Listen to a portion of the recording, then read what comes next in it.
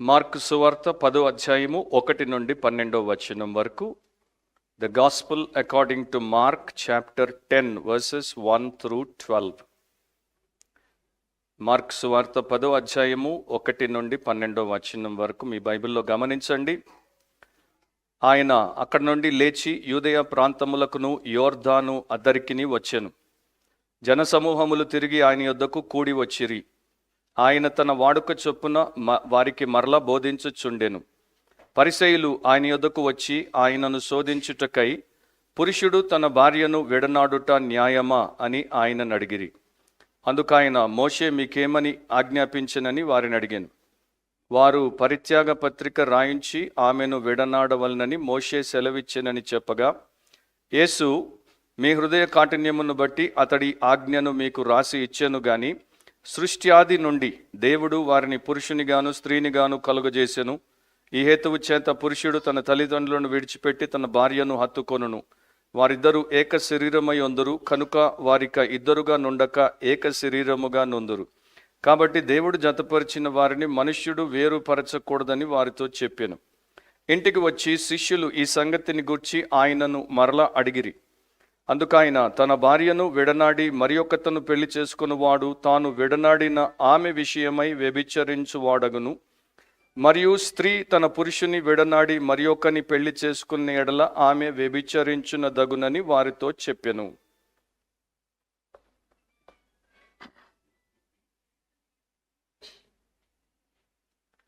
పరిశుద్ధుడు అయిన దేవా, నీ వాక్యమును బట్టి నీ కృతజ్ఞతాస్తుతులు స్తోత్రాలు చెల్లిస్తున్నాం. ఈ లోకం మీది, దానిలో మీ చిత్తమే జరిగించి మీరు మహిమ పొందు దేవుడై ఉన్నారు. ఈ సంఘం మీది, దానిలో మీ చిత్తమే జరిగించి మహిమ పొందు దేవుడై ఉన్నారు.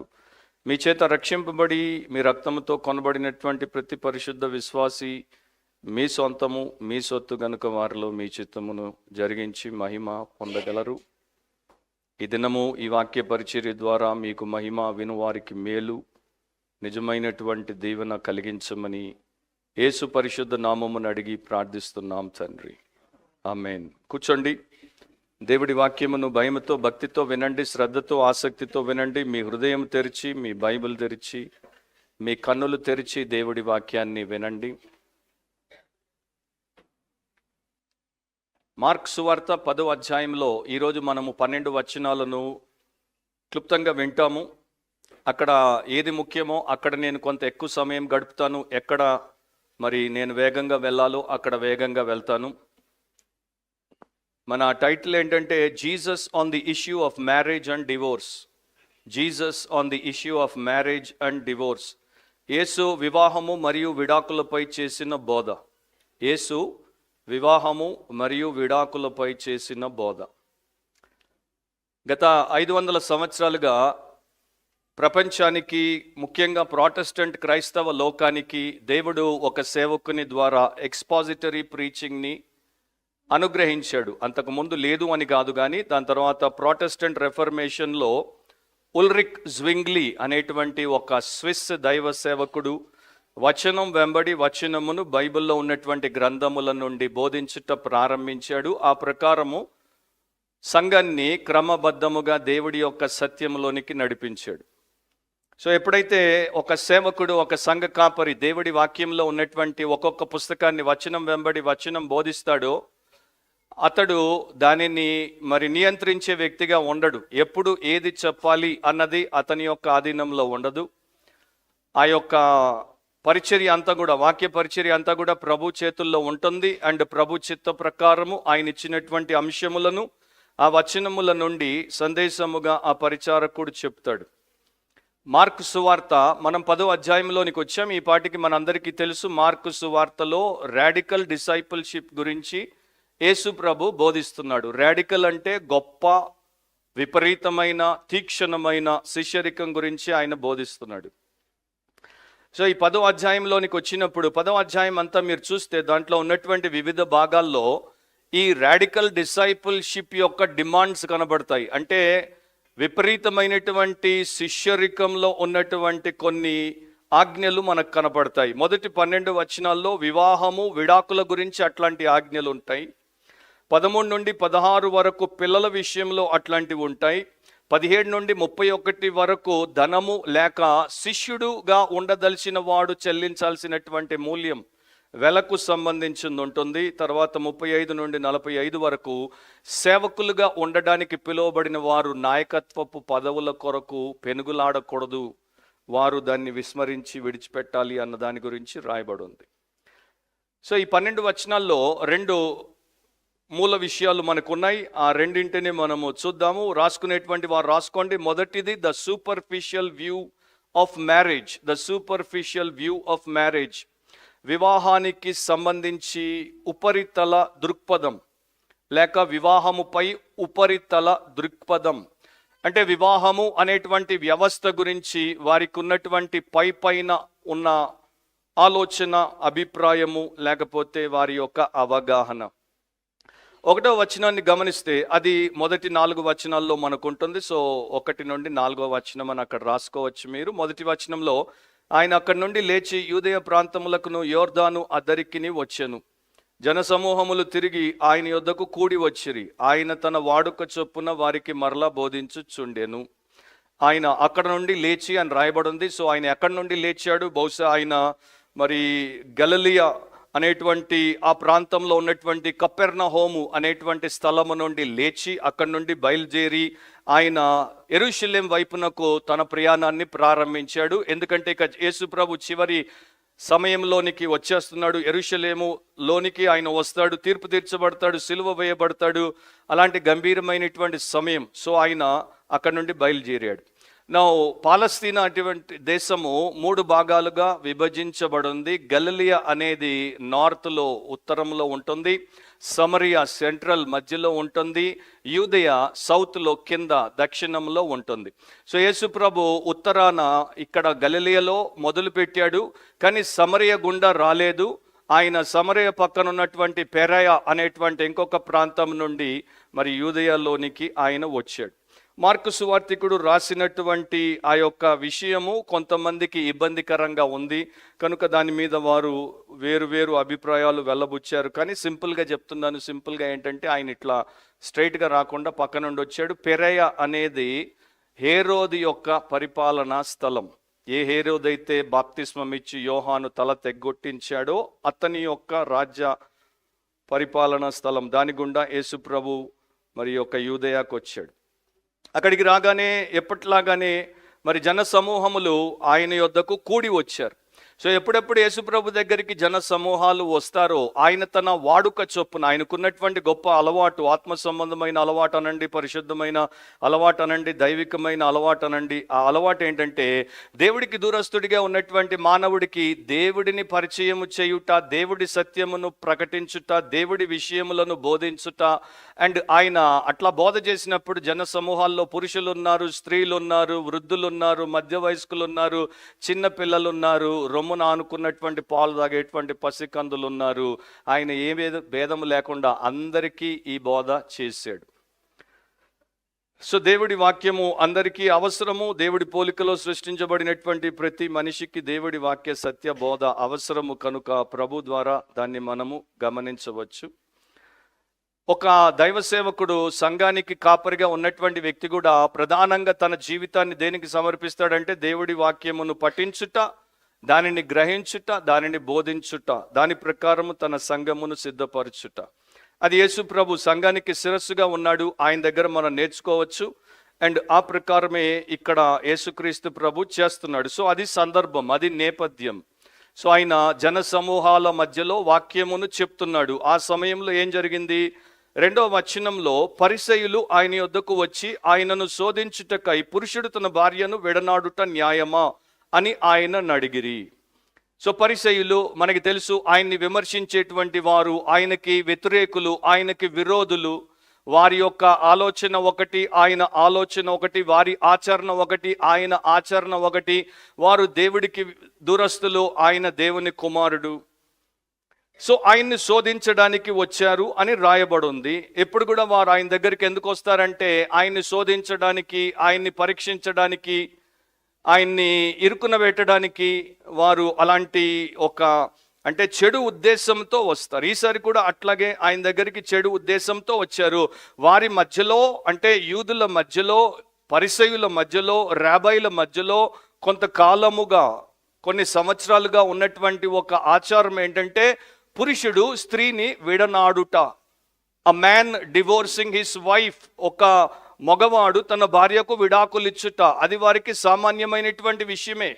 దాని గురించి యేసుప్రభు వారికి చెప్పాల్సినటువంటిది ఏమీ లేదు అని వారికి తెలుసు. కాకపోతే యేసుప్రభు ఎప్పుడు వారు అనుకున్న దానికి వేరుగా, వారు నమ్మిన దానికి భిన్నంగా, వారి యొక్క ఆలోచనకి వ్యతిరేకమైనటువంటి ఆలోచన చెప్తాడు గనుక ఈ విషయంలో ఈయనని మనము దొరకబుచ్చుకోవాలి అనే ఉద్దేశంతో ఆయన దగ్గరకు వచ్చి, పురుషుడు తన భార్యను విడనాడుట లేక విడాకులిచ్చుట న్యాయమా అని అడుగుతున్నారు. ఆ జన సమూహాల మధ్యలో వాక్యం చెప్తున్నాడు కదా, అక్కడ ఒకవేళ ఆయన మరి వేరుగా దానికి జవాబిస్తే ఆయన్ని అప్రతిష్ట పాలు చేయడానికి, ఆయన్ని అవమానించడానికి, ఆయన పరువు తీయడానికి, ఆయన మీద జనాలకు ఉన్న గురి గౌరవము తగ్గిపోయి వారు ఆయన్ని విడిచిపెట్టేటట్టు చేయాలి అనేటువంటి ఉద్దేశంతో ఆ పని చేశారు. పరిసయ్యులకి బాగా తెలుసు, యేసు ప్రభు వారిని ఖండిస్తాడు అండ్ వారు నమ్మిన దానికి వ్యతిరేకంగా దేవుడి వాక్య సత్యాన్ని, చిత్తాన్ని బోధిస్తాడు. అది కూడా చాలా బలంగా చెప్తాడని వారికి తెలుసు. అండ్ వారు బహుశా ఇది కూడా అనుకుని ఉండొచ్చు, బాప్తిస్మం ఇచ్చి యోహాను హేరోదియా వివాహ విషయంలో వారు మరి సరిగ్గా విడాకులు అనేది లేకుండానే వివాహము చేసుకొని వ్యభిచార సంబంధంలో ఉన్నారు. దాన్ని బాప్తిస్మం ఇచ్చి యోహాను ఖండించినందుకు వారిద్దరూ కలిసి అతని చంపి అతని తల తెగ్గొట్టించారు. సో యేసు ప్రభు కూడా ఆ ప్రకారము దానికి, అంటే హేరోదియాలకి వ్యతిరేకంగా ఇక్కడ చెప్తే ఆయనకు కూడా అట్లాంటి గతే పట్టొచ్చు అనే ఉద్దేశము కూడా అయి ఉండొచ్చు. సో ఈ యూదుల మధ్యలో విడాకులు తీసుకోవాలా అన్నది ప్రశ్న కాదు, ఏ కారణము చేత విడాకులు తీసుకుంటే న్యాయము అన్నది ప్రశ్న. సో పరిసయ్యులు వారికి ఉన్నటువంటి వివాహ దృక్పథం ఏంటంటే మ్యారేజ్ ఈజ్ నాట్ పర్మనెంట్, వివాహము శాశ్వతము కాదు. వివాహము కొన్ని సందర్భాల్లో మనము విరిచి వేయొచ్చు, దాన్ని మనము వివాహంలో చేసినటువంటి ప్రమాణాన్ని మనము విరిచి వేయొచ్చు, మ్యారేజ్ని మనము బ్రేక్ చేయొచ్చు. అది ఒక కాంట్రాక్చువల్ అగ్రిమెంట్, అంటే ఇద్దరి మధ్యలో జరిగినటువంటి ఒక ఒప్పందము. ఆ ఒప్పందాన్ని మనము తెంచివేయొచ్చు అన్నది వారి ఉద్దేశం. మత్తయి సువార్త 19వ అధ్యాయము, అక్కడ దీనికి ప్యారలల్ భాగం అన్నమాట, అంటే మార్కులో దీనికి సమాంతర భాగము అక్కడ ఉంది. అక్కడ 3వ వచనంలో ఈ పరిసయ్యులు యేసుప్రభువును ఏమని అడిగారు అన్నది మత్తయి రాశాడు. అక్కడ ఉన్నది ఇక్కడ ఒకటి లేదు, అదేంటో మనం గమనించాలి. వారు అక్కడ ఏమడుగుతున్నారు, ఏ హేతువు చేతనైనను పురుషుడు తన భార్యను విడనాడుట న్యాయమా? హేతువు అంటే కారణం, ఏదైనా కారణము చేత పురుషుడు తన భార్యను విడనాడుట లేక ఆమెకు విడాకులు ఇచ్చుట న్యాయమా? ఇంగ్లీష్లో కేవలము ఏ హేతు అన్నదానికన్నా ఇంకా బాగుంటుంది, for any and every reason, ఏదైనా ప్రతి కారణాన్ని బట్టి విడాకులు ఇవ్వచ్చా? సో ఇక్కడ మార్కుని బట్టి మనం చూస్తే ఏ పరిస్థితుల్లో ఒక పురుషుడు తన భార్యకు విడాకులు ఇవ్వచ్చు, ఏ పరిస్థితుల్లో ఒక పురుషుడు తన భార్యను విడనాడవచ్చు. కొంతమంది యూదులు మాత్రమే ఆది నుండి దేవుడు పెట్టినటువంటి నియమానికి, ఆజ్ఞకు లోబడేవారు. వీరు చాలా తక్కువ మంది, మెజారిటీ అట్లా ఉండేవారు కారు. ప్రస్తుతము క్రైస్తవ లోకంలో కూడా కొంతమంది దేవుడి వాక్యానికి కట్టుబడి ఉంటారు, వివాహ విషయంలో, విడాకుల విషయంలో, పునర్వివాహం విషయంలో, మళ్ళీ పెళ్లి విషయంలో. కానీ మెజారిటీ మనం తీసుకుంటే పరిసయ్యుల్లాగానే ప్రస్తుత క్రైస్తవ లోకంలో కూడా మనము casual attitude towards marriage, divorce and మ్యారేజ్లో మనకి కనబడతారు. అలా నిష్ఠతో ఉన్నటువంటి వారు మలాకి 2వ అధ్యాయంలో దేవుడు చెప్పినటువంటి ఐ హేట్ డివోర్స్, అంటే నాకు విడాకులు అసహ్యము అని ఆయన చెప్పిన దాన్ని వారు పాటిస్తారు. కుమ్రన్ అనేటువంటి ప్రాంతంలో ఇంకొక చిన్న గుంపు ఉండేది, వారు కూడా మరి ఒక పురుషుడు తన జీవితం అంతా ఒకే భార్యను కలిగి ఉండాలి, వాడికి రెండో భార్య ఉండకూడదు, ఉంటే వాడు దేవుడి చిత్తాన్ని మీరాడు అని వారు కూడా నమ్మేవారు. బట్ వీళ్ళు మైనారిటీ, మెజారిటీ అట్లా లేరు. మెజారిటీ ఏ కారణం చేత అయినా కూడా పురుషుడు తన భార్యను విడిచిపెట్టవచ్చు. 3వ వచనంలో యేసుప్రభు వారితో అంటున్నాడు, అందుకైనా మోషే మీకేమి ఆజ్ఞాపించినని వారిని అడిగాను. సో ఎప్పుడు కూడా జీసస్ ఏం చేస్తాడంటే నేరుగా వారికి ఆన్సర్ చెప్పడు, వారిని మరలా క్వశ్చన్ చేస్తాడు. అండ్ వారి దగ్గర నుండి ఆయన ఏమేమి బయటికి తీయాలో అది తీసే ప్రయత్నం చేస్తాడు. సో మోజెస్ వారికి మాస్టర్, మోజెస్ వారికి లీడర్, మోజెస్ ప్రకారం వారు బ్రతుకుతారు. కానీ వారు ఇప్పుడు జీసస్ దగ్గరికి వచ్చారు. సో జీసస్ మోజెస్కి మాస్టర్ అని, మోజెస్కి లీడర్ అని, మోజెస్ క్రియేటర్ అని వారికి తెలియదు. సో మోషే ఏం చెప్పాడో అది ద్వితీయోపదేశ కాండం 24వ అధ్యాయంలో ఉంటుంది. దాంట్లోనికి కాసేపట్లో నేను వస్తాను. డ్యూట్రానమీ 24లో ఉంటుంది. నిజానికి యేసుప్రభు ఇక్కడ మోషే మీకు ఏమని ఆజ్ఞాపించాడు అన్నప్పుడు వారు అనుకున్నది ఏంటంటే ద్వితీయోపదేశ కాండం 24వ అధ్యాయం మొదటి 4 వచనాల్లో ఆయన ఏం చెప్పాడో అది అని వారు అనుకున్నారు. అక్కడ ఆయన ఆజ్ఞాపించలేదు. మోషే అక్కడ సెలవిచ్చాడు, అంటే పర్మిట్ చేశాడు, వారికి అనుమతినిచ్చాడు, ఆజ్ఞనివ్వలేదు. సో యేసు ప్రభు ఆజ్ఞాపించుట అన్నప్పుడు మోషే మొదట రాశాడు చూడండి, ఆది కాండంలో 1వ అధ్యాయం 2వ అధ్యాయంలో మోషే రాసినటువంటి దేవుడి యొక్క అనాది కాల ఆజ్ఞ ఏదైతే ఉందో దాన్ని యేసు ప్రభు తర్వాత మనకి చెప్తాడు 6 నుండి 9 వచనాల్లో. దాని గురించి ఆయన చెప్పాడు. కానీ వారు పొరబడి ద్వితీయోపదేశ కాండం 24 మొదటి 4 వచనాల్లో మోషే అనుమతించిన విషయాన్ని గురించి వారు అక్కడ ప్రస్తావిస్తారు. అది మనకి 4వ వచనంలో కనబడుతుంది. 4వ వచనాన్ని చూస్తే వారు పరిత్యాగ పత్రిక రాయించి ఆమెను విడనాడవలనని మోషే సెలవిచ్చెనని చెప్పగా.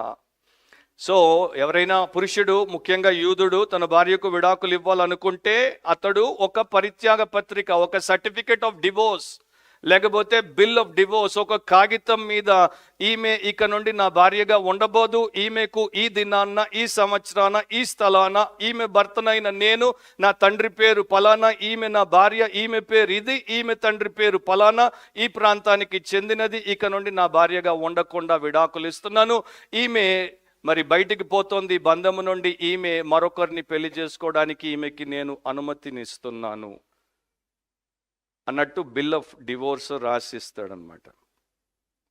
ఇప్పుడు మనము ద్వితీయోపదేశ కాండం 24 1 నుండి 4 చూద్దాం. Deuteronomy 24 verses 1 through 4. సో మీ బైబిల్లో మీరు గమనించండి, ద్వితీయోపదేశ కాండం 24వ అధ్యాయం మొదటి 4 వచనాలు. ఒకడు స్త్రీని పరిగ్రహించి ఆమెను పెళ్లి చేసుకున్న తర్వాత ఆమె యందు మానభంగ సూచన ఏదో ఒకటి అతనికి కనబడినందున ఆమె మీద అతనికి ఇష్టము తప్పిన ఎడల అతడు ఆమెకు పరిత్యాగ పత్రము రాయించి ఆమె చేతికిచ్చి తన ఇంట నుండి ఆమెను పంపివేయవలెను. ఆమె అతని ఇంటి నుండి వెళ్ళిన తరువాత ఆమె వేరొక పురుషుని పెళ్లి చేసుకొనవచ్చును. ఆ రెండవ పురుషుడు ఆమెను ఒల్లక ఆమెకు పరిత్యాగ పత్రము రాయించి ఆమె చేతికిచ్చి తన ఇంట నుండి ఆమెను పంపివేసిన ఎడలనేమి, ఆమెను పెళ్లి చేసుకున్న పిమ్మట ఆ రెండవ పురుషుడు చనిపోయిన ఎడలనేమి, ఆమెను పంపివేసిన ఆమె మొదటి పెనిమిటి ఆమెను పెళ్లి చేసుకున్నటకై ఆమెను మరలా పరిగ్రహింపకూడదు. ఏలయనగా ఆమె తన్ను అపవిత్రపరచుకొనెను, అది యెహోవా సన్నిధిని హేయము గనుక నీ దేవుడైన యెహోవా నీకు స్వాస్థ్యముగా ఇచ్చుచున్న దేశమునకు పాపము కలగకుండునట్లు మీరు అలాగు చేయకూడదు. సో అక్కడెక్కడ కూడా 4 వచనాల్లో మనం చదివితే ఎక్కడ కూడా మోషే విడాకులను ఆజ్ఞాపించలేదు. మోషే ఇష్టపూర్వకంగా విడాకులు తీసుకోవచ్చని చెప్పట్లేదు. మోషే అట్లాంటిది జరగక తప్పదు అన్నటువంటి వాస్తవ స్థితిని గమనించాడు గనుక ఆయన ఏం చేస్తున్నాడు, ఒక కన్సెషన్ ఇస్తున్నాడు, ఒక రాయితీ ఇస్తున్నాడు. అండ్ ఎందుకు రాయితీ ఇస్తున్నాడు? ఆ 4 వచనాల్లో గమనించాల్సింది, మోషే పెట్టిన దృష్టి ఏంటంటే విడాకుల మీద కాదు, దాని తర్వాత ఏమి చెయ్యొచ్చు ఏమి చెయ్యకూడదు అన్నటువంటి విషయాల మీద మోషే దృష్టి ఉంది. సో మొదటి పాయింట్ ఏంటంటే విడాకులు ఇచ్చేటప్పుడు ఇప్పుడు కొన్ని మతాల్లో ఉంది తలాక్ తలాక్ తలాక్ అంటారు. నోటి మాటతో చెప్పేస్తే 3 సార్లు ఉన్న పొలాన ఉన్న చోటున భార్యాభర్తల మధ్యలో విడాకులు అయిపోయాయి. అట్లాంటిది ఇక్కడ దేవుడు అనుమతించలేదు. ఒక బిల్ ఆఫ్ డివోర్స్ రాయమన్నాడు, సర్టిఫికేట్ ఆఫ్ డివోర్స్ రాయమన్నాడు. అంటే మనిషి ఎప్పుడైనా రాయడానికి పూనుకుంటే ఆలోచిస్తాడు, సమయం తీసుకుంటాడు, జాగ్రత్తగా రాస్తాడు. రాస్తున్నప్పుడు కూడా మనసు మార్చుకునే అవకాశం ఉంది. సో హేస్టీ డివోర్సెస్ని డిస్కరేజ్ చేస్తున్నాడు. తొందరపడి ఆవేశంతో ఆలోచన లేకుండా విడాకులు అనేది ఆ పురుషుడు చేయకుండా అతనికి ఒక అవకాశమును మోషే ఇస్తున్నాడు. రెండవది ఏంటంటే, నీవు విడాకులు ఇచ్చే ముందు నీ భార్య గురించి దీర్ఘంగా ఆలోచించు. ఒక్కసారి నీవు ఆమెకు విడాకులు ఇచ్చేస్తావు, తర్వాత ఆమె పోయి మరొక పురుషుడిని పెళ్లి చేసుకుంటుంది. ఆ పురుషుడు ఏదైనా కారణం చేత ఆమెకు విడాకులు ఇచ్చినా, ఆ పురుషుడు తర్వాత ఆమె జీవితంలో మరణించినా, ఆమె వెనక్కి వస్తే నీ వెట్టి పరిస్థితుల్లో ఆమెను తిరిగి నీ భార్యగా చేసుకోవడానికి వీల్లేదు. అంటే ఒకసారి పురుషుడు తన భార్యకు విడాకులు ఇచ్చేసి ఆమె వేరొకరిని చేసుకుంటే తిరిగి ఆమెను చేసుకోకూడదు. ఇది దేవుని దృష్టిలో హేయము. ఎందుకంటే ఆమె రెండవ పురుషుడి చేత అవమానము చెందింది, అంటే డిఫైల్ అయిపోయింది, అపవిత్రమైంది. కనుక ఆమెను నీ వెట్టి పరిస్థితుల్లో చేసుకోకూడదు. మూడవ కారణం ఏంటంటే, ఆ రోజుల్లో ఆమెను అట్లా ఒక పురుషుడు విడిచిపెట్టినప్పుడు అది వ్యభిచారమును బట్టి కాదు అని అందరికీ తెలుసు. కానీ ఈ రోజున కొంతమంది దాన్ని వ్యభిచారముతో పోలుస్తారు. అది వాక్యానుసారము కాదు. దాని గురించి కూడా ఒక మాట నేను చెప్తాను. ఎందుకంటే వ్యభిచారము అనేది రాళ్లతో కొట్టి చంపడము అన్న దానితో పోతుంది అది. సో వ్యభిచారంలో ఎవరైనా దొరికితే వారికి విడాకుల దాకా రావాల్సిన అవసరం లేదు, వాళ్ళని రాళ్లతో కొట్టి చంపేస్తారు. So all such marriages where there is adultery will end in death, not in divorce. So ఆ స్త్రీని అతడు విడిచిపెట్టినప్పుడు ఎందుకు విడిచిపెడుతున్నాడో ఆ యొక్క కారణం మానభంగ సూచన అని తెలుగు బైబిల్లో ఉంది. ఇండీసెన్సీ, ఆయన ఆమెలో ఏదో ఇండీసెన్సీని కనుగొన్నాడు. అది మరి ఆయన అక్కడ రాసి విడిచిపెడతాడు. కనుక సమాజము మరి పురుష ఆధిపత్యంతో ఉన్నటువంటి సమాజంలో ఆమెను చిన్న చూపు చూడకుండా, ఆమెకు భవిష్యత్తు లేకుండా, ఆమె ఒక బికారిగా అడుక్కు తినే స్థితికి రాకుండా, ఆమె మరొక పురుషుడిని పెళ్లి చేసుకోవడానికి, జీవితాన్ని కొనసాగించుకోవడానికి ఆమెకు ఒక అవకాశాన్ని మోషే కల్పించాడు. అరబ్బుల మధ్యలో ముందు 100 ఏళ్ల క్రితం ఒక ఆనవాయితీ ఉండేది. వారి మధ్యలో వాడు తెగలుగా ఉన్నప్పుడు వారి మధ్యలో ఎవరైనా భార్యాభర్తల మధ్యలో తగాదా వచ్చి విడిపోతామంటే వారు ఖాదీ దగ్గరికి వచ్చేవారు, అంటే వారి మత నాయకుడి దగ్గరికి వచ్చేవారు. సో మత నాయకుడు వెంటనే వారికి విడాకులు ఇచ్చేవాడు కాదు. ఇద్దరు వాదనలు చెప్తారు, ఈమె ఆయన, ఇద్దరిది విన్న తర్వాత వారి మధ్యలో ఒక పెద్ద ఆయన, అందరి చేత గౌరవింపబడేటువంటి పెద్ద ఆయనను వారి ఇంటికి పంపేవాడు ఖాదీ. మీరు వెళ్ళి వారి ఇంట్లో 2 నెలలు 3 నెలలు ఉండండి, మీరు వారి యొక్క సంసారాన్ని దగ్గరగా చూడండి, వారి యొక్క విషయాలన్నీ కనిపెట్టండి, అండ్ ఇద్దరిలో ఎవరు తప్పు ఎవరు ఒప్పో మాకు చెప్పండి. మీరు ఇచ్చినటువంటి రికమెండేషన్ని బట్టి విడాకులు ఇవ్వాలో ఇవ్వద్దో, ఇస్తే ఎవరి తప్పును బట్టి ఇస్తున్నామో మేము అందరికీ చెప్తామని ఆ ఏర్పాటు చేసేవారు. చాలా మట్టుకు విడాకులు అయ్యేవి కావు. ఎందుకంటే మూడో వ్యక్తి, ఇంట్లో పెద్ద ఆయన, అందరి చేత గౌరవించబడేటువంటి వ్యక్తి ఉన్నాడు కనుక నా తప్పు అని ఆయన తెలుసుకోకూడదని ఇద్దరు చాలా జాగ్రత్తగా ఒకరితో ఒకరు మసులుకునేవారు, మాట్లాడుకునేవారు. అట్లా ఏమైపోయేదంటే వీరి మధ్యలో ఉన్నటువంటి మనస్పర్ధలు, ఆయాసాలన్నీ మర్చిపోయి మొదట పెళ్ళప్పుడు లేక పెళ్ళి చేసుకున్న మొదటి హనీమూన్ దినాల్లో ఒకరంటే ఒకరు ప్రేమ, గౌరవం, ఇష్టంతో ఎట్లా మసులుకున్నారో అట్లా మసులుకునేవారు. చివరికి విడాకుల వరకు వచ్చేది కాదు. సో మోషే ఏం చేశాడు? ఇక్కడ మానభంగ సూచన గురించి మాట్లాడాడు. అదేంటది? ఇండీసెన్సీ అని ఇంగ్లీష్ బైబిల్లో ఉంటుంది, లేకపోతే something improper behaviour, scandalous thing, something offensive, shameful thing. అదేంటో మనకు తెలియదు. హీబ్రూలో ఆయన వాడినటువంటి పదాలు ఎర్వత్ దబార్ అంటే ఈ రకంగా అందరూ అనువాదము చేశారు. దాని లిటరల్ అనువాదం ఏంటంటే the nakedness of a thing, దాని యొక్క నగ్నత్వం అని దాని యొక్క అర్థం. ఆ నేకెడ్ మ్యాటర్ అని దాని అర్థం. సో ఈ నగ్నత్వం దాన్ని బట్టి ఆయన విడాకులు ఇస్తున్నాడు. ఏంటి ఆ నగ్నత్వం? కొంతమంది దాన్ని వ్యభిచారం అన్నారు, కొంతమంది దాన్ని జారత్వం అన్నారు.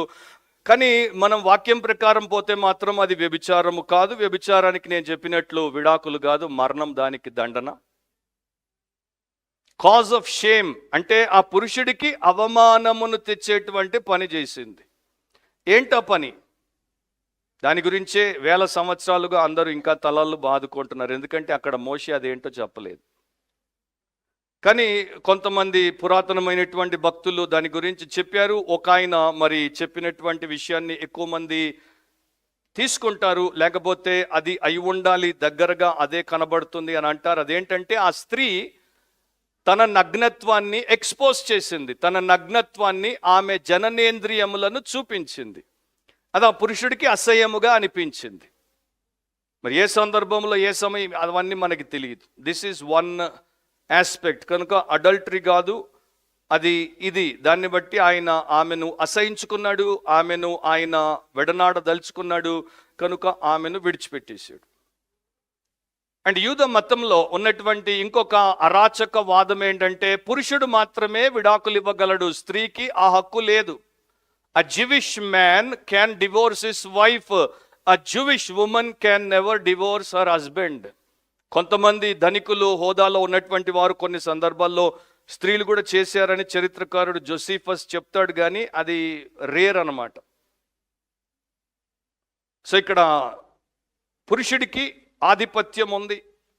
అండ్ వారు రాసుకున్నటువంటి మిష్నాలో ఒక గ్రంథంలో ఇట్లా రాశారు, ఎప్పుడైనా పురుషుడు తన భార్యను విడనాడితే వాడికి చెప్పకనే తిరిగి పెళ్లి చేసుకోవడానికి, పునర్వివాహానికి, మళ్ళీ పెళ్లికి అనుమతి లభిస్తోంది. అది వారి యొక్క ఆలోచన.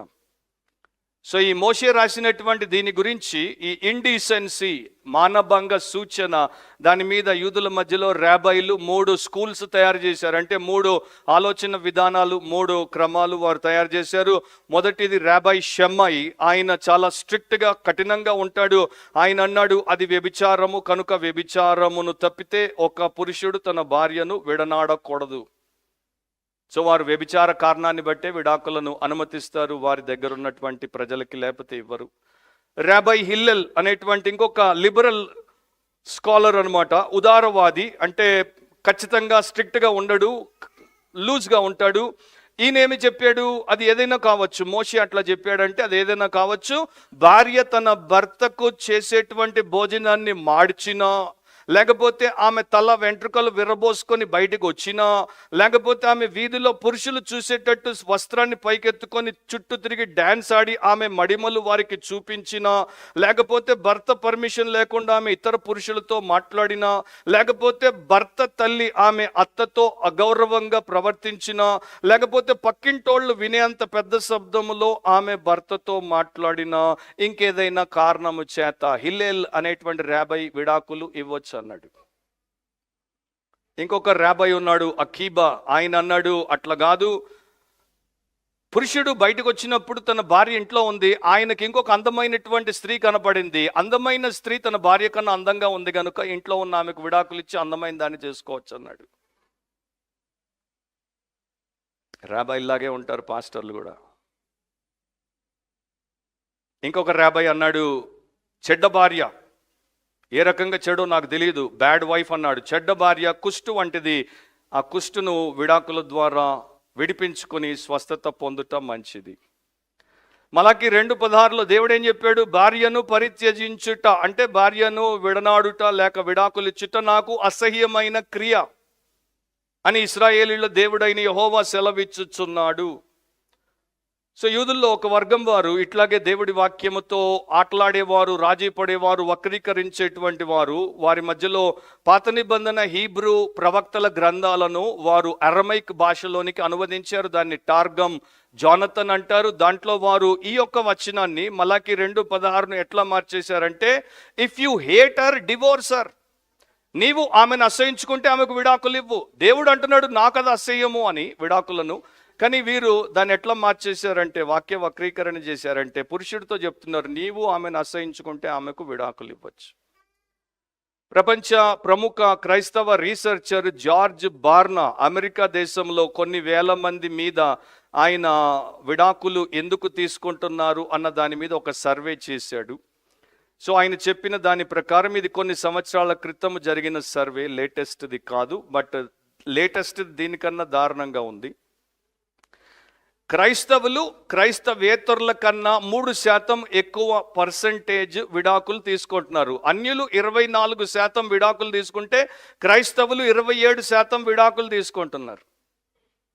సో దేవుడు అంటే భయం లేదు, బైబిల్ బోధ లేదు, సంఘంలో సేవకులకు పెద్దలకు కట్టుబడి ఉండాల్సినటువంటి అవకాశం లేనటువంటి అన్యులు 24% తీసుకుంటే, ఇవన్నీ ఉన్నటువంటి క్రైస్తవులు 27%, వారికన్నా 3% ఎక్కువ విడాకులు తీసుకుంటున్నారు అని జార్జ్ బార్నా రాశాడు. ఎందుకు అనేటువంటి ప్రశ్న తప్పకుండా వస్తుంది. ఎందుకంటే మార్కులో లేక యేసుప్రభు నేర్పినటువంటి రాడికల్ డిసైపుల్షిప్ ఇట్లా విడాకులు తీసుకున్నటువంటి అత్యధిక క్రైస్తవులలో వారు గైకొనలేదు, వారు స్వంతమును ఉపేక్షించుకోలేదు, వారు దేవుడిని ఉపేక్షించేశారు. రెండవది రాసుకోండి, the scriptural view of marriage. The scriptural view of marriage, ఇది 5వ వచనం నుండి 12వ వచనం వరకు. వివాహముపై లేఖనము యొక్క దృక్పథం. వివాహముపై లేఖనం యొక్క దృక్పథం. 5వ వచనంలో, యేసు మీ హృదయ కాఠిన్యమును బట్టి అతడి ఆజ్ఞను మీకు రాసి ఇచ్చాను గాని అని చెప్తున్నాడు. సో మోషే సెలవిచ్చాడు, మోషే అనుమతించాడు అని మీరు అంటున్నారు. మోషే ఎందుకు అట్లా చేయాల్సి వచ్చింది? మోషేకు ఎందుకు అలాంటి ఇబ్బంది ఎదురయ్యింది? ఆయన మనస్ఫూర్తిగా పని చేయలేదు. ఆయన దేవుడి ఆమోదంతో ఆ ప్రకారం మీతో చేయమని చెప్పలేదు. ఆయన ఎందుకు చేయాల్సి వచ్చిందంటే, మీ హృదయ కాఠిన్యమును బట్టి, because of the hardness of your hearts. మీ హృదయాలు కఠినమైపోయాయి, మీ హృదయాలు దేవుడికి వ్యతిరేకంగా ఉన్నాయి. అందుకని ఘోరమైనటువంటి దుష్కార్యం మీ మధ్యలో జరగకుండా ఉండడానికి ఆయన అయిష్టంగా బాధతో దాన్ని అనుమతించాడు. సో యూదులు ద్వితీయోపదేశకాండం 24 మొదటి 4 వచనాలను ధర్మశాస్త్రముతో పోలిస్తే యేసుప్రభు దాన్ని లా కింద పోల్చట్లేదు, దాన్ని కన్సెషన్ అంటున్నాడు, రాయితీ కింద పోలుస్తున్నాడు. ఎందుకు? మీ హృదయ కాఠిన్యం. అండ్ ఓల్డ్ టెస్టమెంట్లో ఈ పదం హృదయ కాఠిన్యం అనేది ఎప్పుడు వాడబడినా, మొండిగా దేవుడిని వ్యతిరేకించుట, దేవుడి యొక్క చిత్తానికి పూర్తిగా స్పృహ లేకుండా ఉండుట, అంటే ఇన్సెన్సిటివ్గా ఉండుట, అండ్ దేవుడి మీద పూర్ణ దాడి చేసి అవిధేయత చూపుటతోనే పోల్చబడింది. సో దీన్ని యేసుప్రభు మత్తయి 19:8 ఎట్లా చెప్పాడో గమనించండి. అక్కడున్న ఆ మాటలు మనకి ఇక్కడ అంత స్పష్టంగా కనపడవు. ఆయన మీ హృదయ కాఠిన్యమును బట్టి మీ భార్యలను విడనాడ మోషే సెలవిచ్చను కానీ ఆది నుండి అలాగూ జరగలేదు. ఆది నుండి అంటే సృష్టి ప్రారంభము నుండి అట్లా జరగలేదు. దేవుడి చిత్తంలో ఎప్పుడు లేదు, దేవుడు అట్లా ఆలోచన చేయనేలేదు. సో దేవుడు ఎప్పుడు ఈ యొక్క డివోర్స్ని శాంక్షన్ చేయలేదు, మంజూరు చేయలేదు, ఆమోదించలేదు, అనుమతించలేదు.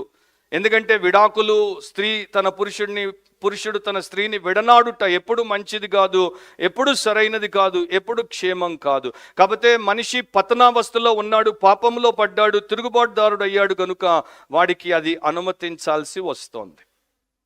6 నుండి 8వ వచనం వరకు గమనిస్తే, సృష్టి ఆది నుండి దేవుడు వారిని పురుషునిగాను స్త్రీనిగాను కలుగజేసెను. ఈ హేతువు చేత పురుషుడు తన తల్లిదండ్రులను విడిచిపెట్టి తన భార్యను హత్తుకొనును, వారిద్దరూ ఏక శరీరమై ఉందురు, కనుక వారిక ఇద్దరుగా నుండక ఏక శరీరముగా నొందురు. అక్కడ ఉన్నటువంటి ఆ సారం ఏంటో చెప్తాను, జిస్ట్ ఏంటో చెప్తాను. సో యేసుప్రభు మోషే దగ్గరికి పోవట్లేదు, యేసుప్రభు దేవుడి దగ్గరికి పోతున్నాడు. జెనసిస్కి వెళ్ళిపోయాడు. ఆదికాండం 1వ అధ్యాయం 27వ వచనం, ఆదికాండం 2వ అధ్యాయం 24వ వచనాలను ఆయన ఇక్కడ కోట్ చేశాడు ఈ భాగంలో. సో ఆదికాండం 1:27, జెనసిస్ 1:27 ఏమంటుంది? దేవుడు తన స్వరూపమందు నరుని సృజించెను, దేవుని స్వరూపమందు వారిని సృజించెను, స్త్రీని గాను పురుషుని గాను వారిని సృజించెను. మీరు గమనిస్తే 3 సార్లు ఎవరు వారిని సృజించారు? దేవుడు సృష్టికర్త 3 సార్లు రాయబడింది అక్కడ. సో దేవుడి స్వరూపమందు దేవుని యొక్క మరి ప్రజలుగా ఒకే ఒక వ్యత్యాసం, స్త్రీగా పురుషునిగా దేవుడు వారిని సృష్టించాడు. సో గాడ్స్ ఒరిజినల్ ఇంటెన్షన్ ఏంటి అనేది, దేవుడి యొక్క మూల ఉద్దేశం ఏంటో చెప్తున్నాడు.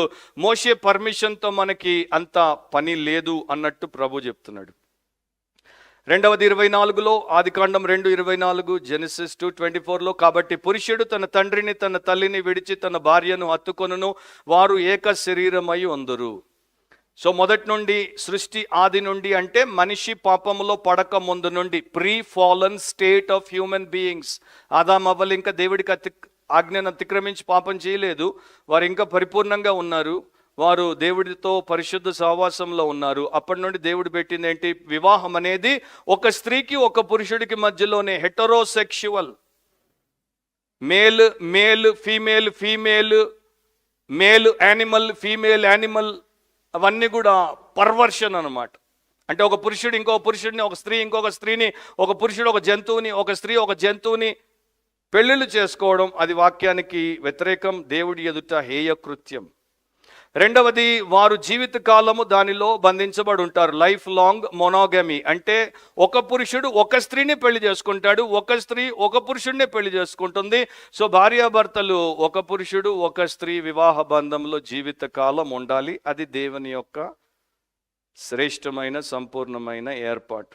అండ్ ఇప్పుడు వారిద్దరూ ఒకటవుతారన్నారు. పురుషుడు తన తండ్రిని తల్లిని విడిచి భార్యను హత్తుకుంటాడు, వారు ఏక శరీరమై ఉంటారు. అన్ని బంధాల కన్నా గొప్ప బంధం ఏంటి? మొదటి బంధం ఏంటంటే భార్యాభర్తల బంధం. ఇది మర్చిపోవద్దు. ఎప్పుడు కూడా భార్యాభర్తల బంధము కన్నా గొప్ప బంధం ప్రపంచంలో మరొకటి లేదు. ఆదాము అవ్వలు మొదట భార్యాభర్తలు, తర్వాతే తల్లిదండ్రులు. కానీ భారతదేశంలో మొదట తల్లిదండ్రులు, తర్వాతే భార్యాభర్తలు అంటారు. అది దైవ వ్యతిరేకం, అది దేవుడి మీద దాడి. సో దేవుడు చెప్పాడు, స్త్రీ పురుషులు వారు ఒక్కటైనట్టు మరి ఏ బంధములో ఒకటి గారు, వారిద్దరు ఏక శరీరం. సో తల్లిదండ్రులను వారు విడిచిపెడితేనే, వ్యక్తిగతంగా వారికి ఉన్నటువంటి హక్కులను వారు విడిచిపెడితేనే వారిద్దరు ఒక్కటవుతారు, ఏక శరీరం అవుతారు. అది వారికి శారీరకంగా దేవుడు పెట్టినటువంటి లైంగిక సంపర్కము ద్వారా కావచ్చు, లేకపోతే ఆత్మీయంగా దేవుడు వారిని తీసుకుని వచ్చినటువంటి వివాహ బంధంలో అట్లా మార్మికముగా, మిస్టీరియస్గా ఆయన ఇచ్చేటువంటి ఐక్యత, యూనియన్ కావచ్చు. ఒకటి గుర్తుపెట్టుకోవాలి, పురుషుడు వస్తువులు కొనుక్కొని ఇంటికి తెచ్చి ఇంట్లో పెట్టుకున్నట్టు ఒక స్త్రీని పెళ్లి చేసుకొని ఆమెను తెచ్చి ఇంట్లో పెట్టుకొని ఆమె ఒక వస్తువుగా ట్రీట్ చేయడానికి వీలు లేదు. అది దేవుడిని అవమానించుట. Wife is not your possession, wife is not your property, wife is your life partner. ఒక స్త్రీ నీ జీవితంలో ఒక వస్తువు కాదు, వాడి పారేయడానికి, వాడకానికి మాత్రమే ఉపయోగపడేటువంటి ఒక వ్యక్తిగా చిన్న చూపు చూడడానికి. ఆమె జీవమనే కృపావరములో నీతో సమానమైనటువంటి నీ పాలి భాగస్తురాలు. అది దేవుడు పెట్టాడు. అందుకనే ఆదాం అంటాడు, నా ఎముకల్లో ఎముక, నా మాంసములో మాంసం. ఈ స్త్రీ నరుడిలో నుండి తీయబడింది కనుక నారి. అది ఈ రోజున చాలా మంది క్రైస్తవులకి లేదు, సిగ్గుచేటది. కాబట్టి పురుషుడు తన తండ్రిని తన తల్లిని విడిచి తన భార్యను హత్తుకొనును, వారు ఏక శరీరమై ఉందురు. ఇది దేవుడే చెప్పినటువంటి మాటలు. మోషే చెప్పలేదు, యేసుప్రభు దాని గురించి అక్కడ మత్తయిలో చెప్పాడు, ఇక్కడ మార్కులో చెప్పాడు, మళ్ళా కొరింథీయులకు రాసినప్పుడు, ఎఫెసీయులకు రాసినప్పుడు వాక్యం చెప్తోంది. సో ఇది ఆంటలాజికల్ యూనియన్ అంటారు. ఆంటలాజికల్ యూనియన్ అంటే ఇద్దరు భూమి మీద ఉనికి కలిగి ఉన్నంత కాలం వేరు చేయబడకూడదు, వారు ఏకముగా ఉండాలి. సో క్వశ్చన్ ఏంటంటే, కెన్ దే బి సపరేటెడ్? కాదు, they can never be separated. వారిని వేరు చేయొచ్చా? కాదు క్వశ్చన్. ఎందుకంటే వారిని ఎన్నటికీ వేరు చేయలేమని దేవుడు చెప్పాడు. షుడ్ నాట్ బి సపరేటెడ్ అన్నది కాదు క్వశ్చన్. Cannot be separated. వారు ఇద్దరు సింగిల్ ఇండివిజిబుల్ యూనిట్గా, అంటే ఇద్దరు ఒక్కరైపోయారు. వారిని వేరు చేయడం ఎట్లా? సో ఒక ప్యూరిటన్ భక్తుడు అంటాడు, ఒకవేళ ఒక వివాహాన్నట్ల భార్యాభర్తలను ఎవరైనా ఏ కారణం చోతైనా వేరు చేస్తే దేవుడి ఎదుట ఒక దేహమును, అంటే ఒక మనిషి దేహం ఇట్లా ఉంటే దేవుని దృష్టిలో ఆ దేహాన్ని రెండుగా చీల్చేసినంత పని చేయుట. సో ఒక శరీరాన్ని మనం రెండుగా ఎట్లా చీల్చేస్తే అది ఎంత కిరాతకం అంటామో, ఒక భార్యాభర్తలు దేవుడి చేత అట్లా ఐక్యపరచబడిన వారిని వేరు చేయుట అంతే అని ఒక ప్యూరిటన్ భక్తుడు అన్నాడు. సో యూదులకి, యూద రాబైలకి, యేసు ప్రభుకి మధ్యలో ఉన్నటువంటి పెద్ద అగాధం లేకపోతే వ్యత్యాసం ఏంటి? వాళ్ళు భర్త వివాహం మీద శాసనకర్త, he is the Lord over marriage అని పెట్టారు. భర్త ఇష్టం ఉంటే కాపురం చేస్తాడు, భర్త ఇష్టం ఉంటే విడిచిపెడతాడు.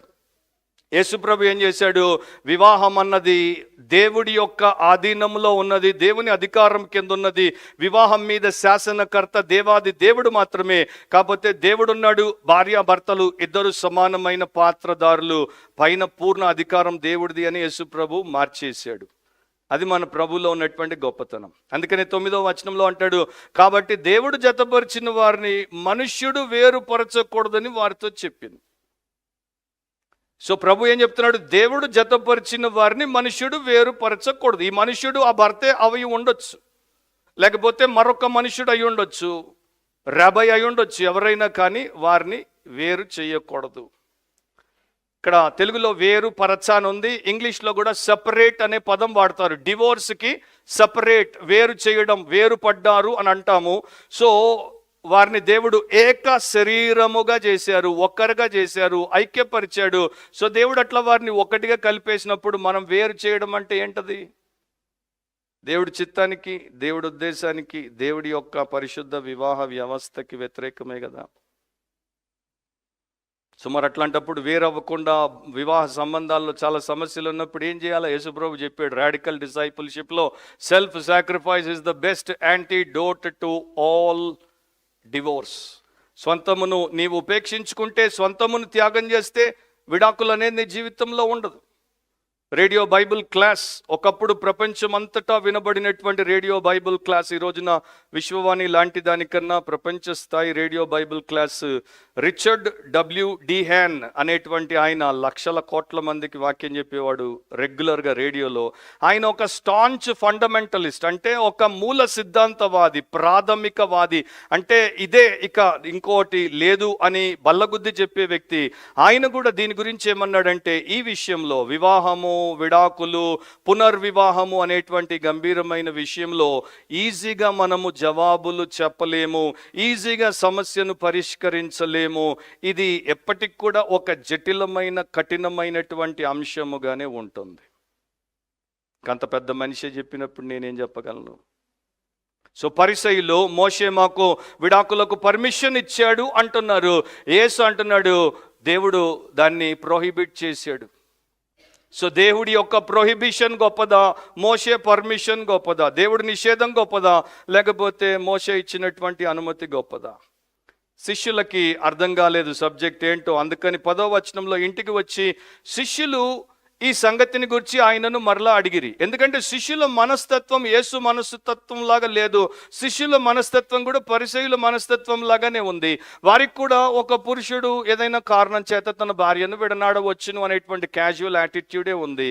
కానీ యేసు ప్రభు బలంగా చెప్పేసరికి, దేవుడు జతపరిచిన వారిని ఏ మనుషుడు వేరుపరచకూడదని చెప్పేసరికి శిష్యులు దిగ్భ్రాంతికి గురయ్యారు. ఇప్పుడు 11, 12 వచనాలు ఇక్కడ కొంత సమయం మనం గడుపుతాం. అందుకు ఆయన తన భార్యను విడనాడి మరి ఒకతను పెళ్లి చేసుకుని వాడు తాను విడనాడిన ఆమె విషయమై వ్యభిచరించు వాడగును. సో గంభీరమైనటువంటి మాటలవి. ఆయన విడాకులు ఎందుకు తీసుకోవాలి అన్న ప్రశ్నకి, విడాకులు ఫలానా కారణంతో తీసుకోవచ్చు అన్న దాని గురించి చెప్పేది. ఆయన విడాకుల తర్వాత వచ్చేటువంటి పర్యావసానం ఏంటి అన్న దాని గురించి చెప్తున్నాడు. విడాకులు తీసేసుకుంటే ఆ తర్వాత జరిగేటువంటి పరిస్థితి ఏంటి అన్నది చెప్తున్నాడు. తన భార్యను విడనాడి మరి ఒకతను పెళ్లి చేసుకుని వాడు తాను విడనాడిన ఆమె విషయమై వ్యభిచరించు వాడగును. ఎందుకట్లా చెప్పాడు అంటే, ఏ వైఫ్ బికి విడాకులు ఇచ్చాడు, పోయి సిని పెళ్లి చేసుకున్నాడు. అండ్ దేవుడు అంటున్నాడు ఏ తన మొదటి భార్య అయినటువంటి బికి వ్యతిరేకంగా సిని పెళ్లి చేసుకోవడం ద్వారా వ్యభిచారం చేస్తున్నాడు. అంటే మీరు విడాకులుగా పరిగణించిన దాన్ని దేవుడు ఇంకా విడాకులుగా అంగీకరించలేదు, పరిగణించలేదు. దేవుడి దృష్టిలో ఏ అండ్ బిఏ భార్యాభర్తలు, దేవుడి దృష్టిలో ఏ అండ్ సి భార్యాభర్తలు కారు. సో ఏ బిని వదిలేసి సిని పెళ్లి చేసుకొని ఆమెతో కాపురం చేస్తే ఏ తన భార్య అయినటువంటి బికి వ్యతిరేకంగా వ్యభిచారము చేస్తున్నాడు. అర్థమైందా? 10 సార్లు వినండి, లేకపోతే. నేను చాలా కాలము స్టడీ చేసి చేసి చేసి సగం జుట్టు ఉడబీక్కుని ఈరోజు ఈ సందేశం ఇంత చిన్నగా చెప్తున్నాను. మార్కులో నేను అంతా చెప్పలేను. మేబీ మరలా మన మత్తయికి వచ్చినప్పుడు ఇంకా విస్తృతంగా మనం వినొచ్చు. ఈ ప్యాసేజ్కి నేను కట్టుబడి ఉంటాను. సో గమనించండి, అది ఫస్ట్. సో శిష్యులు ఆశ్చర్యపోవడమే కాదు, శిష్యులు దిగ్భ్రాంతి చెందారు. శిష్యులకి షాక్ తగిలిందనమాట. 6వ వచనం నుండి 9వ వచనం వరకు దేవుడి దృష్టిలో మొదటి వివాహము అది జీవితకాలం, పర్మనెంట్ గనుక, అది బ్రేక్ అవ్వదు గనుక ఆయన మొదటి భార్యను వీడు విడిచిపెట్టి రెండో ఆమెను పెళ్లి చేసుకుంటే మొదటి భార్య పట్ల వీడు వ్యభిచారం చేస్తున్నాడని చెప్తున్నాడు. మత్తయి సువార్త 5వ అధ్యాయంలో 31, 32 వచనాలు మీరు రాసుకోండి, తర్వాత చూసుకోవచ్చు. మత్తయి సువార్త 19వ అధ్యాయంలో మరి మొదటి 10, 11 వచనాల వరకు కూడా మీరు రాసుకోండి. ముఖ్యంగా మత్తయి 5:32, మత్తయి 19:9లో ఉన్నటువంటి విషయాన్ని మనం కాసేపట్లో చూద్దాం. సో మరి అనొచ్చు, ఒక ప్రశ్న తప్పకుండా పాస్టోరల్ కన్సర్న్, అంటే పాస్టర్లకి సంఘంలో ఉన్నటువంటి పరిస్థితులను బట్టి, ప్రజలు ఎదుర్కొనేటువంటి ఈ యొక్క భయంకరమైనటువంటి పరిస్థితులను బట్టి వారు ఏమి చెయ్యాలి? థియోలాజియన్ అయితే బైబిల్ కాలేజీలో ఇట్లా నేర్పించేస్తాడు, స్కాలర్ అట్లా రాసేస్తాడు. కానీ పాస్టర్ ప్రజల మధ్యలో బ్రతుకుతాడు, ప్రజల యథావిధి వాస్తవ జీవితాలు చూస్తాడు. ఏం చేయాలి? ఏం చేయాలి అంటే బెస్ట్, గాడ్స్ విల్లే ఎప్పటికీ best. Man's permission, man's concession ఎప్పటికీ బెస్ట్ కాదు. సో పాస్టర్ ఏం చేయాలి?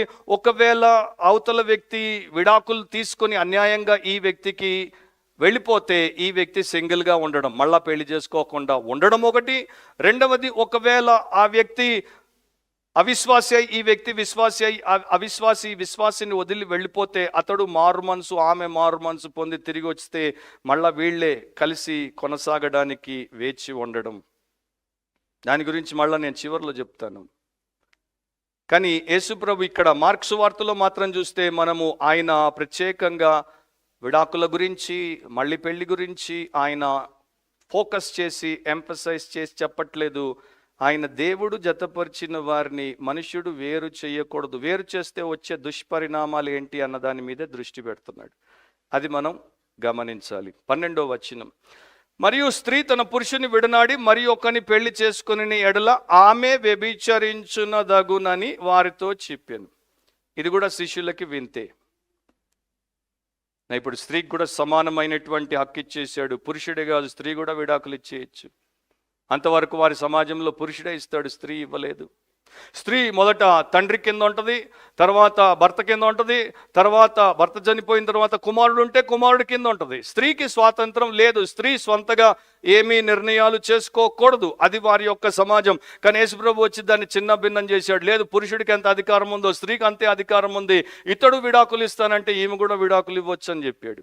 కాకపోతే ఈమెచ్చినా ఆయనిచ్చినా ఏమి పర్యావసానం వస్తుందో గమనించమన్నాడు. సో మరియు స్త్రీ తన పురుషుని విడనాడి మరి ఒకని పెళ్లి చేసుకుని ఎడల ఆమె వ్యభిచరించునదగునని వారితో చెప్పాను. ఇది మార్కులోనే ఎందుకు కనబడుతుందంటే మార్కు యూదుల కన్నా ఎక్కువ రోమన్లకి రాశాడు. రోమన్ స్త్రీలు విడాకులు ఇచ్చేవారు. సో రోమన్ల నుండి క్రైస్తవులుగా మారినటువంటి వారికి దేవుడి వాక్యాన్ని నేర్పించడానికి ఈ ప్రకారం చెప్తున్నాడు. సో ఈ మ్యారేజ్ అనేది అప్పటిదాకా మేల్ డామినేటెడ్ ఇన్స్టిట్యూషన్గా ఉంది, అంటే పురుష ఆధిపత్యం కింద వివాహ వ్యవస్థ ఉంది. ఇప్పుడు నూతన సృష్టిగా క్రీస్తునందు దేవుడు జత చేసినటువంటి భార్యాభర్తలు నూతన సృష్టి కనుక వారిద్దరు దేవుడికి బాధ్యులు. అండ్ వారిద్దరు దేవుడి ఎదుట శిష్యులుగా వారి బాధ్యత జీవితకాలం కొనసాగించాలి. నేను ఇప్పుడు కొన్ని వచనాలు చదువుతాను, జాగ్రత్తగా మీరు గమనించండి. మొదటిది మత్తయి సువార్త 5వ అధ్యాయం 32 మొదటి భాగం. మీరు నోట్ చేసుకొని తర్వాత మీరు ఇంపాదిగా స్టడీ చేసుకోండి. మత్తయి 5:32 మొదటి భాగంలో ఇట్లా ఉంది. ప్రభు చెప్పాడు, వ్యభిచార కారణమును బట్టి కాక తన భార్యను విడనాడు ప్రతివాడును ఆమెను వ్యభిచారినిగా చేయుచున్నాడు. మత్తయి 19వ అధ్యాయం 9వ వచనం మొదటి భాగం, మరియు వ్యభిచారము నిమిత్తమే తప్ప తన భార్యను విడనాడి మరి ఒకతను పెళ్లి చేసుకుని వాడు వ్యభిచారము చేయుచున్నాడు. లూకా 16వ అధ్యాయం 18వ వచనం మొదటి భాగం, తన భార్యను విడనాడి మరి ఒకతను వివాహము చేసుకొని ప్రతివాడు వ్యభిచరించుచున్నాడు. మత్తయి 5:32b రెండో భాగం, విడనాడబడిన దానిని పెండ్లాడు వాడు వ్యభిచరించుచున్నాడు.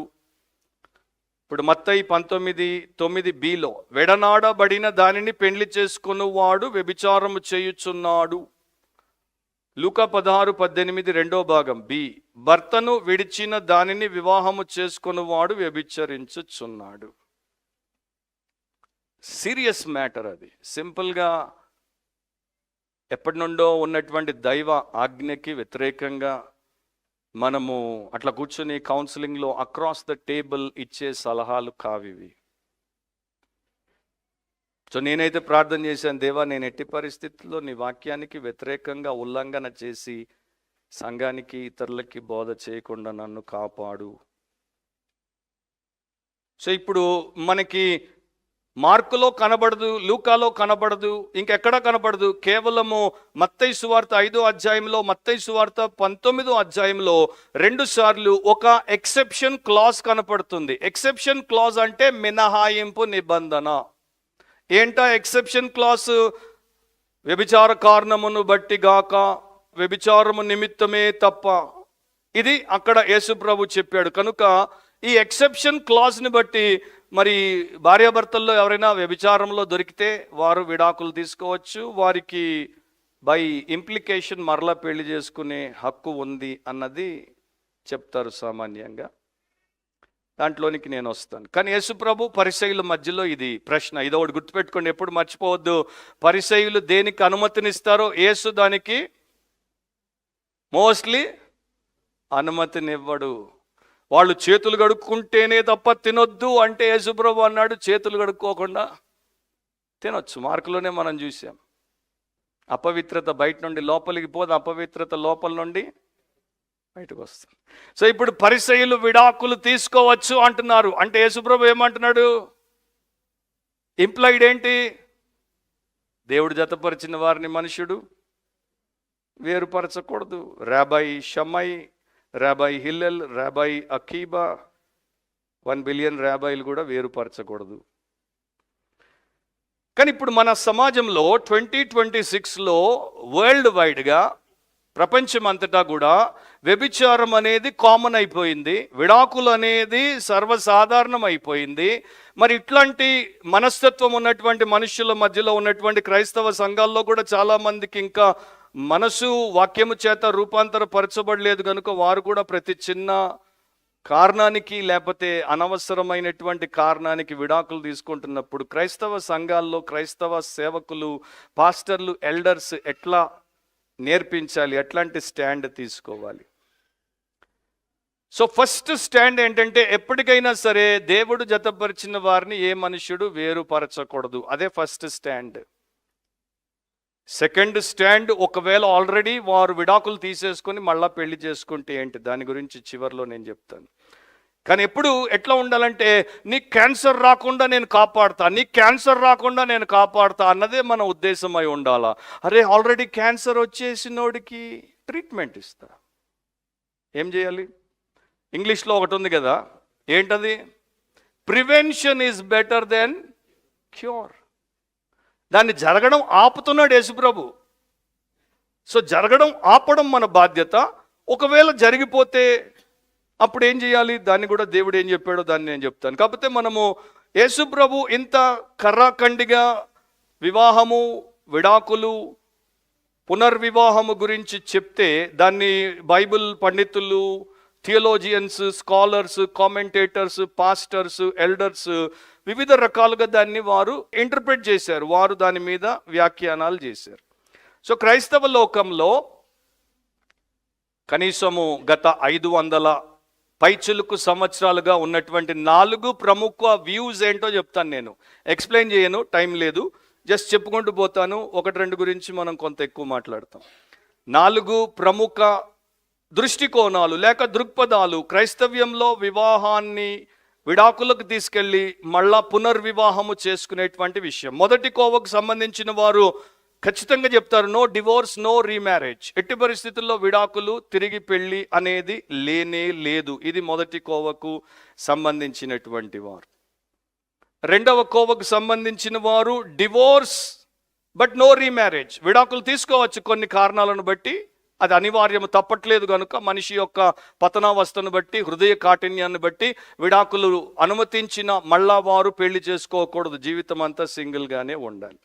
ఇక క్రైస్తవ లోకంలో ముఖ్యంగా ప్రొటెస్టెంట్ క్రిస్టియానిటీలో, రోమన్ క్యాథలిసిజంలో కాదు, ప్రొటెస్టెంట్ క్రిస్టియానిటీలో divorce and remarriage for adultery or desertion, వ్యభిచార కారణమును బట్టి లేకపోతే అవిశ్వాసి అయిన భర్త తన భార్యను ఎడబాయుట, లేక అవిశ్వాసురాలైన భార్య తన భర్తను ఎడబాయుట అంటే విడాకులు ఇచ్చుటను బట్టి తిరిగి పెళ్లి చేసుకోవచ్చు, విడాకులు ఇచ్చి పెళ్లి చేసుకోవచ్చు అన్నది మెజారిటీ వ్యూ అన్నమాట. ఇప్పుడు ఇక్కడ ఒక బిబ్లికల్ ఎక్సిజిటికల్ ప్రాబ్లం ఉంది.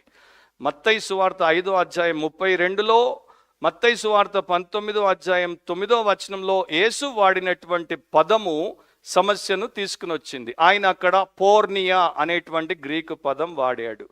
పోర్నియా అంటే నేరుగా వ్యభిచారము అని కాదు. పోర్నియా అంటే దాంట్లో లైంగిక సంబంధమైనటువంటి అనేక విపరీత పాపములు ఉన్నాయి. అదే మీరు ఇప్పుడు నేను టైం లేదు చూపించడానికి, అందుకే అన్నాను మత్తయి సువార్త వచనం వెంబడి వచనం వచ్చినప్పుడు దాన్ని మనం లోతుగా చూడొచ్చు. కానీ ఒక మాట నేను చదువుతాను సింపుల్గా మీకు అర్థం అవ్వడానికి. మత్తయి 5లో మీరు ఈ మాటలు గమనిస్తారు. 27 నుండి మీరు చదవండి. వ్యభిచారము చేయొద్దని చెప్పబడిన మాట మీరు విన్నారు కదా. సో దాని గురించిన గంభీరమైనటువంటి బోధ చేసుకుంటూ వచ్చాడు. 32లో ఏమంటున్నాడు? నేను మీతో చెప్పున్నదేమనగా వ్యభిచార కారణమును బట్టి. ఇక్కడ వ్యభిచారము అని తెలుగులో ఉన్నది పోర్నియా గ్రీకులో.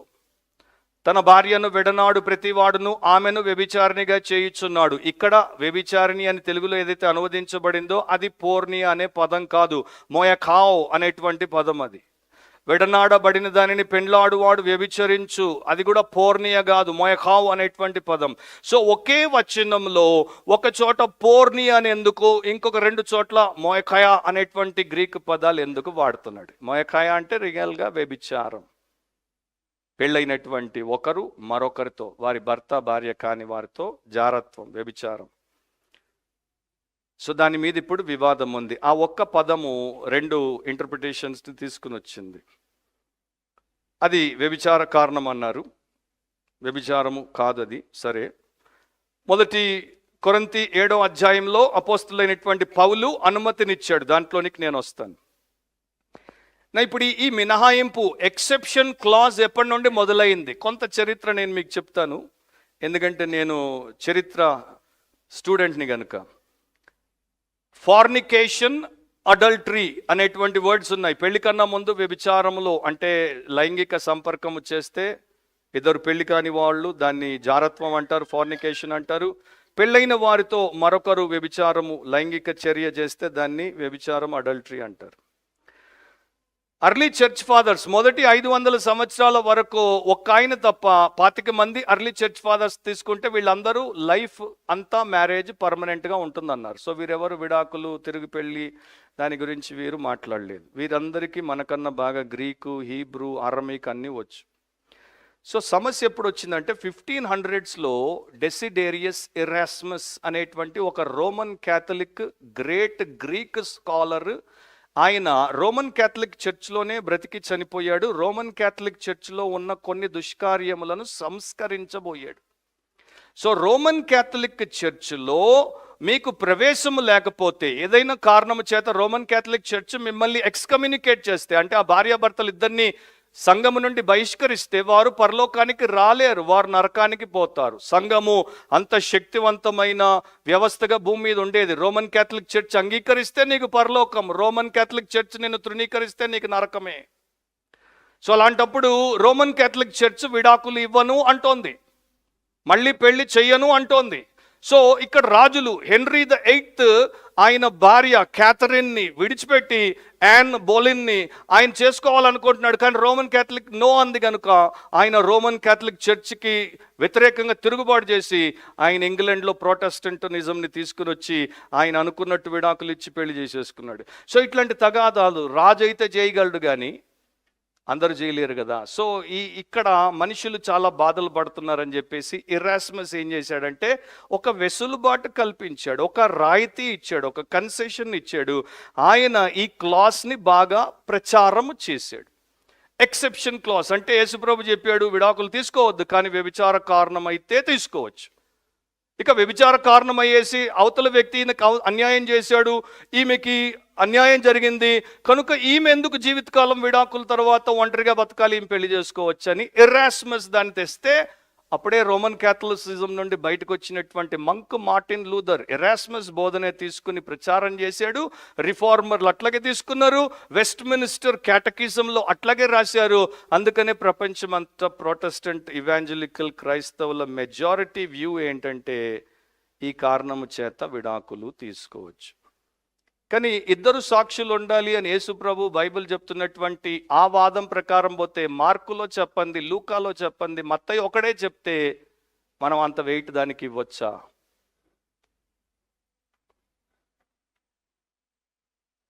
బుర్ర వేడి ఎక్కువ ఉంటుంది మీకు.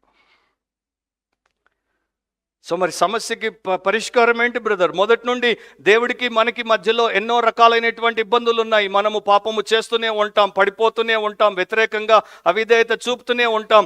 దేవుడు ఏం చేస్తున్నాడు? మనల్ని విడిచిపెట్టేస్తున్నాడా? ఇశ్రాయేల్ అట్లాగే దేవుడితో ఉన్నప్పుడు దేవుడు ఇశ్రాయేలుకు విడాకులు ఇచ్చాడు, కానీ మళ్ళా పెళ్లి చేసుకున్నాడా? యేసుప్రభు సంఘము భర్త భార్య విడాకులు ఇస్తాడా? యేసుప్రభుకి ఇంకొక వధువు ఉంటుందా? So that is very strange strong doctrine. This is the ideal teaching. Ideal అంటే ఉన్నతమైనటువంటి బోధ. బట్ రియల్ టీచింగ్లో కూడా వస్తాను. రియల్ టీచింగ్లో అందరూ ఐడియల్గా ఉండట్లేదు కనుక, సో మనము అట్లా ఉండాలి. ఆ ప్రకారం మన వ్యతిరేకంగా తప్పు చేసినటువంటి జీవిత భాగస్వామి వ్యభిచారం చేసినా కూడా విడిచిపెట్టాలని లేదు, వారిని క్షమించమన్నాడు. క్షమించి వారు మారు మనసు పొందితే వారిని తిరిగి అంగీకరించమన్నాడు.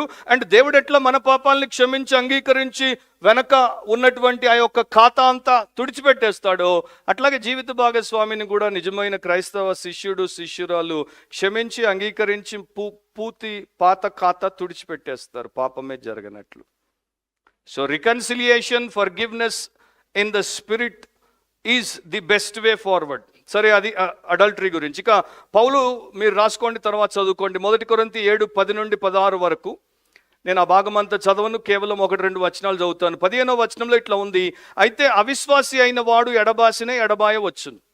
అట్టి సందర్భముల్లో సహోదరునికైనను సహోదరికైనను నిర్బంధం లేదు, సమాధానముగా ఉండుటకు దేవుడు మనల్ని పిలిచి ఉన్నాడు. సో అవిశ్వాసి విశ్వాసి, ఇది అప్పుడే కొరింథీయులు, ఈ పౌలు వచ్చాడు, సువార్త ప్రకటించాడు. కొరింథీలో ఉన్నటువంటి పాపాత్ములందరూ కూడా సువార్తను నమ్మారు, రక్షించబడ్డారు. సో అట్లా అప్పటికే పెళ్ళైపోయినటువంటి భార్యాభర్తల్లో ఫస్ట్ భార్య నమ్ముకుంది, భర్త నమ్ముకోలేదు.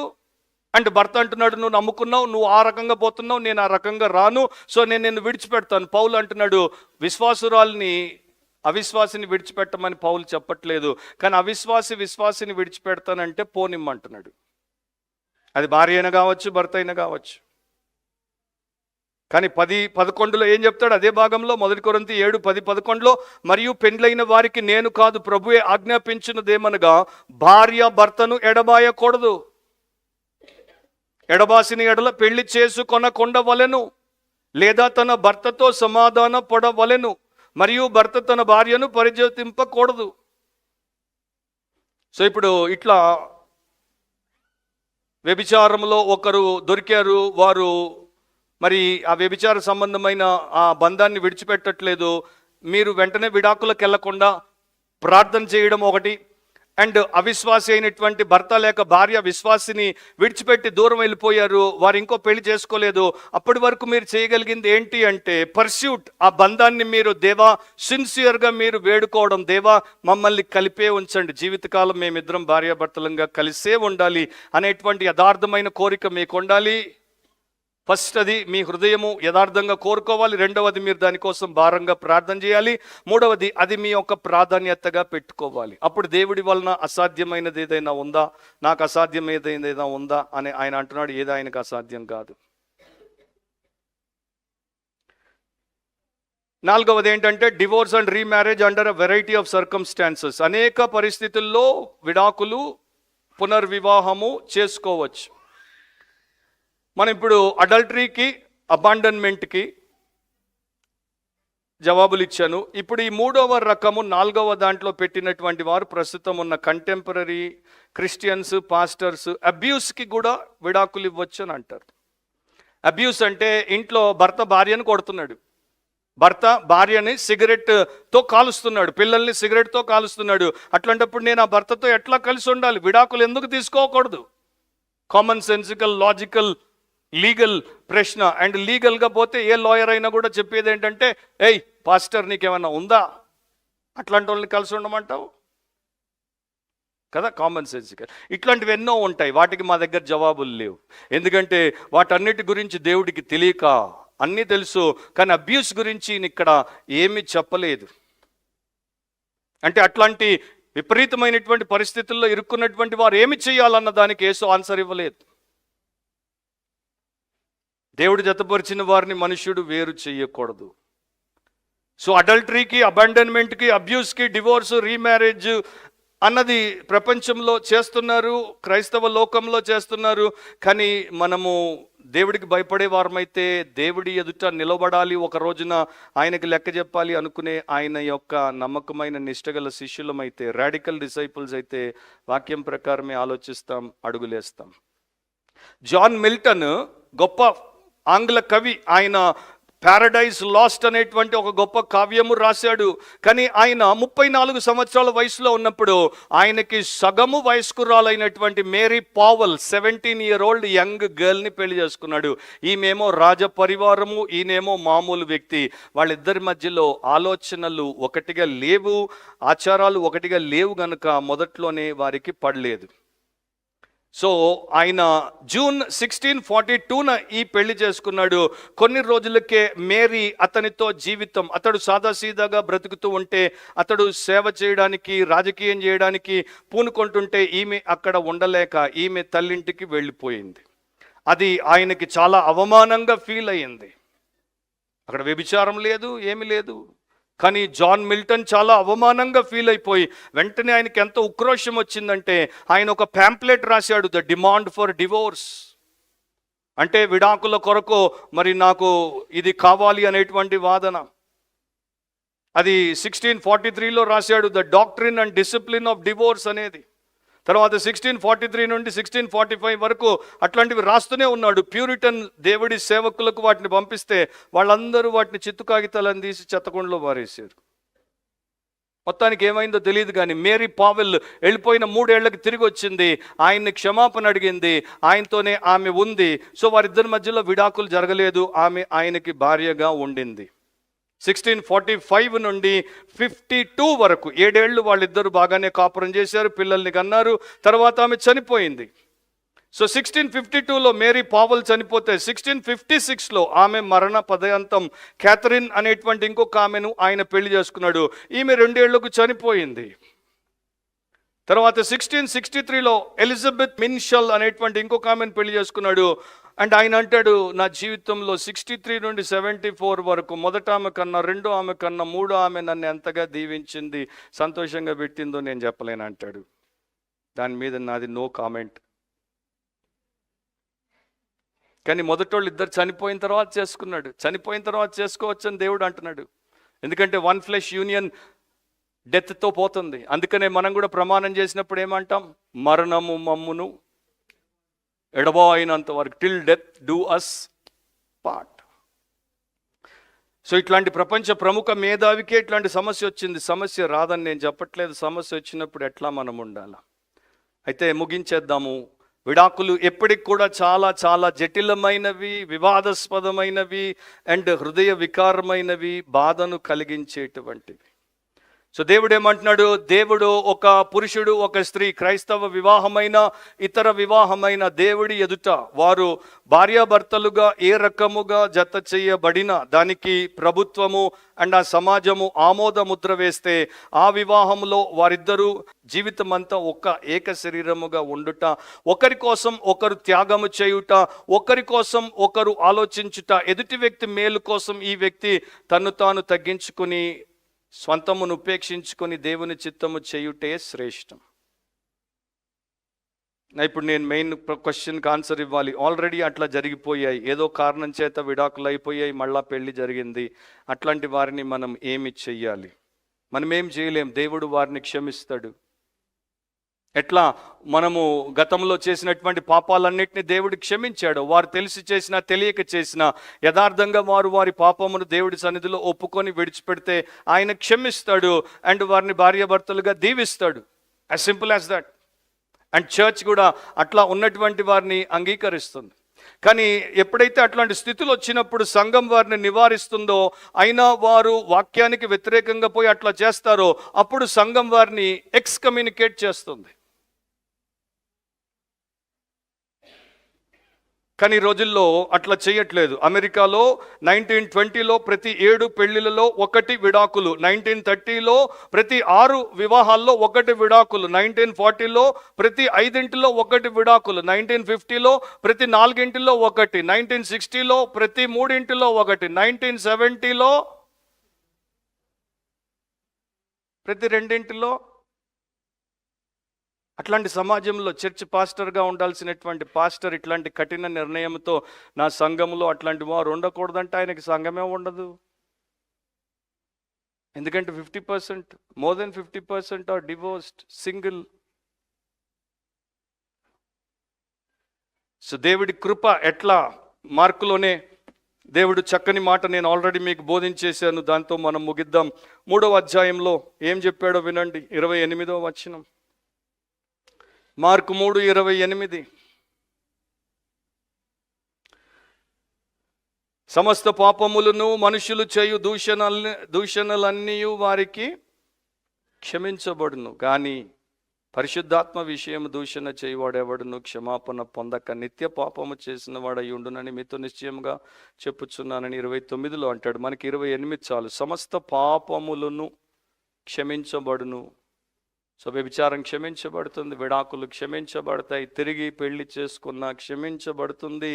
కానీ దేవుడు తర్వాత క్షమిస్తాడు అనే దురుద్దేశంతో, వక్ర బుద్ధితో ఆ పని చేస్తే మాత్రం క్షమించబడుతుందని నేను చెప్పలేను.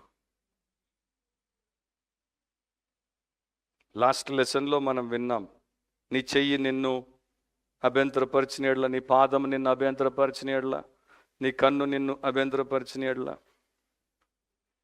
దాన్ని నరికి పెరికి పారవేయి. నిన్నే ఈనాడులో చదివాను, ఉత్తరప్రదేశ్లో ఒక అబ్బాయికి మెడికల్ సీట్ రావట్లేదు.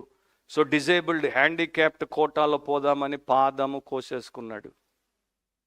నాకు అనిపించింది, వీడు డాక్టర్ అవ్వడానికి పాదం కోసుకున్నాడు, నేను క్రిస్టియన్గా బతకడానికి చెయ్యి, పాదము, కన్ను నరకడం, పీకడం పెద్ద పని కాదు కదా అని.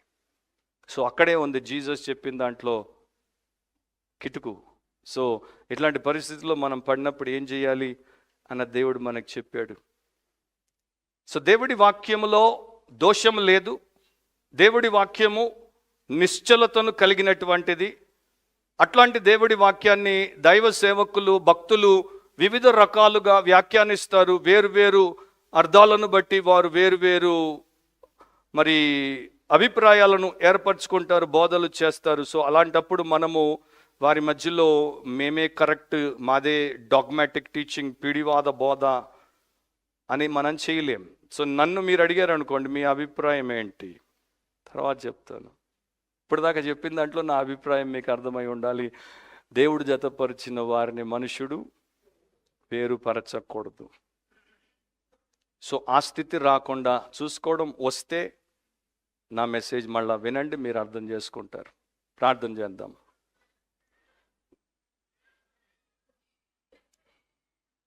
ప్రేమగల మా తండ్రి, పరిశుద్ధుడు అయిన మా దేవా, నీ వాక్యమును బట్టి మేము నీకు శిరసా వహించి లోబడి నిన్ను ఘనపరుస్తున్నాం. ఆది నుండి నీకున్నటువంటి చిత్తమును మాలో ప్రతి ఒక్కరూ గుర్తించి గౌరవించి దాని ప్రకారం జీవించుటకు మాకు సహాయం చేయండి. ప్రభువా, ఎంతోమంది క్రైస్తవులు నీ భయము లేక, వాక్య అవగాహన లేక, నేను నీకు విడాకులు ఇస్తానని తమ భార్యలతో, భర్తలతో జోకులేస్తుంటారు. లేక విడాకులు ఇవ్వాలని హృదయంలో ఆలోచిస్తారు. అట్లాంటి ప్రయత్నాలు కూడా చేస్తారు. వారందరినీ కనికరంతో క్షమించమని ప్రార్థన చేస్తున్నాను. వారు ఏం చేస్తున్నారో వారు ఎరుగరు గనుక వారిని క్షమించమని ప్రార్థన చేస్తున్నాం. నీవెంత గొప్ప దేవుడవో, ఈ వ్యవస్థ ఎంత పరిశుద్ధమైనదో, ఎంత గంభీరమైనదో వారికి కూడా తెలియచేయమని ప్రార్థన చేస్తున్నాను.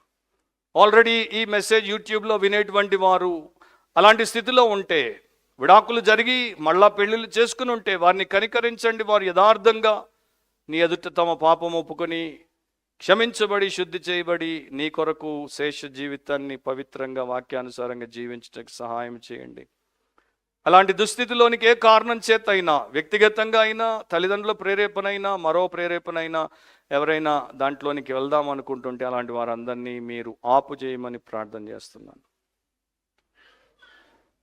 వారికి, వారి తర్వాత వచ్చే వారి సంతానానికి, సమాజానికి, దేవునికి, ఎవరికి ఇది క్షేమం కాదు గనుక మీరే మీ చిత్తమును చేసి మహిమ పొందమని, అందరికీ మేలు చేయమని యేసు పవిత్ర నామమును అడిగి ప్రార్థిస్తున్నాం తండ్రి. ఆమేన్.